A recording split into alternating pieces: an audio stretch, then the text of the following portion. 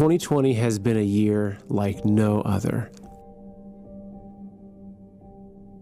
Everything we know, everything we trust, and everything we've come to rely on has changed. So how could we expect the US election to be any different? Mainstream media are telling us the race is over, Biden won, time to move on. Nothing to see here, folks. But in your gut, you know something's just not right.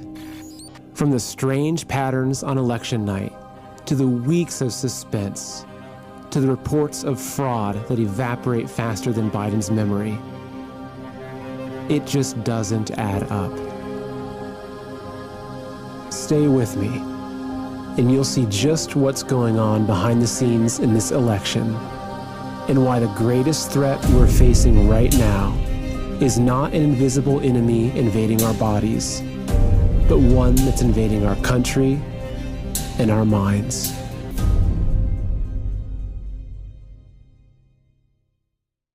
Welcome to Man in America. I'm your host, Seth Holhouse. Let me ask you, how do you know what's happening in the world right now? How do you know what's going on in this country, or even your city? I'm going to go out on a limb here and assume you probably turn to mainstream media, which includes social media. Perhaps you watch Tucker in the evenings, or read New York Times Sunday morning, or check Facebook on your lunch break. So how do you know what's going on in the US election? What did you think on election night when historically red states and battleground states were stalled, while blue states were immediately called for Biden? Or when Fox called Arizona with so many votes still out, of course, for Biden? And how about the late night ballot dumps that were somehow all for Biden?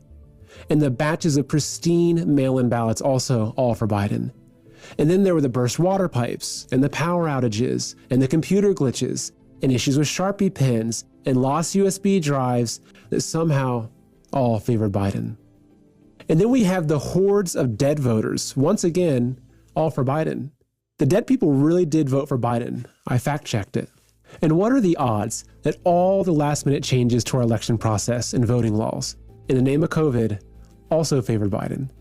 And how about all the counties with more votes than eligible voters, or where they got more mail-in ballots than they even sent out?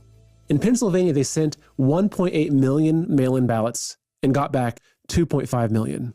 And last but not least, we've got Dominion, the voting system with ties to socialist Venezuela that was programmed to manipulate votes for Biden while sending our data to China, Iran, and Russia. And when the system crashed because of the Trump landslide, key battleground states simply decided to stop counting and head on home. When has this ever happened before in US history? This is just the tip of the iceberg. Every one of these reports should be serious grounds for investigation. Thousands of poll workers, postal workers, election officials, and honest Americans, both Republican and Democrat, have come forward with photos, videos, and firsthand stories affirmed by sworn affidavits documenting massive voter fraud. Social media has been flooded with them, yet mainstream media keeps asking, where's the evidence? Once everyone is gone, coast is clear, they are going to pull ballots out from underneath a table. Watch this table. Do you see the gentleman in the red? So he just pulled one out. So what are these ballots doing there, separate from all the other ballots? And why are they only counting them whenever the place is cleared out with no witnesses? Where's the evidence? I'm here with Elliot right now at his wedding, and we were taking the trash out, and I wanted to show you guys what we found in the trash can at St. Anne's, which is a polling place. Donald Trump. Donald Trump. Donald Trump. Donald Trump. Donald Trump. Trump. And there's more ballots in this trash can. Inside that trash. But we will say we did find one Biden. Where's the evidence? Can you calculate how much of a vote that accounted for Biden and how much for Trump? Close to 600,000. I think our figures are about 570 some odd thousand that all those spikes represented over time. For Biden? Correct. And how much for Trump? I think it was a little over 3,200. Now, hold on. Didn't they just drag us through a baseless 4-year witch hunt into Russian election interference over far less evidence? And isn't it their job to be digging for evidence? Wouldn't Nixon have gotten away with Watergate if the media didn't dig for evidence? Not only aren't they digging for it right now, but they're burying it in a giant game of whack-a-mole, along with their comrades over at Twitter, Facebook, and Google. Of course, they had their fact-checkers debunk everything first. These arbiters of truth who have more conflicts of interest than flavors of ice cream in Nancy Pelosi's freezer.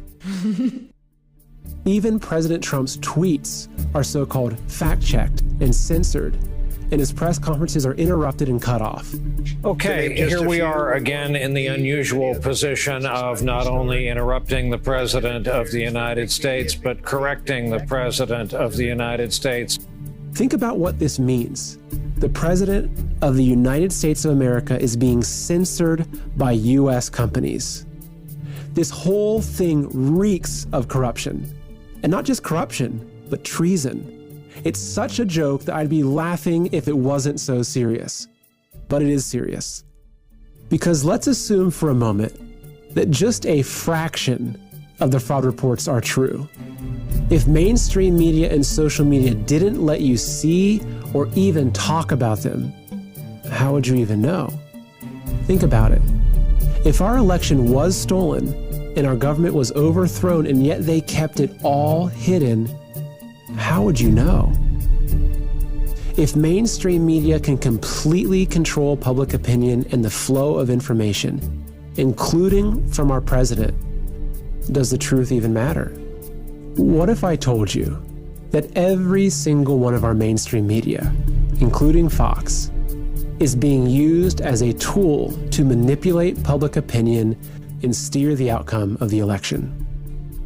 Perhaps a year ago, you might have called me a conspiracy theorist, but considering we've all been living in the twilight zone lately, you're probably starting to realize that anything's possible. Just try to wrap your head around this. How did the media so accurately predict the long delays in counting votes and the red mirage before the blue wave? And why did they spend months downplaying the risks of mail-in ballots while sowing the seeds that Trump would claim voter fraud and refuse to concede? Do they have a crystal ball? Why did Hillary Clinton tell Biden not to concede under any circumstances all the way back in the summer? Joe Biden should not concede under any circumstances. Why did they spend the last 4 years using every possible tactic to undermine Trump's presidency in the most relentless smear campaign the world has ever seen? And why did every single mainstream media rush to coronate Biden and cement him into the public mind? Now do you understand why he told voters, "I don't need you to get me elected"? I don't need you to get me elected. It never mattered that he hid in his basement all summer. It never mattered that only 5 people turned out to his rallies. And it never mattered that he couldn't even string a sentence together. True international effort to pressure. It never mattered that the majority of Americans chose President Trump on November 3rd. And it doesn't matter that their fraud is more obvious than the stains on Monica Lewinsky's dress. Because when you control every single channel of information, nothing else matters. Right now, big media, big tech, big government, and even celebrities are blanketing us with the narrative that Biden won, while censoring all evidence of fraud and concealing the very real truth that our nation is facing its greatest threat since the American Revolution. Because as our founding fathers knew all too well, the moment we no longer have free speech and a free press to keep the government in check, we no longer have a democracy.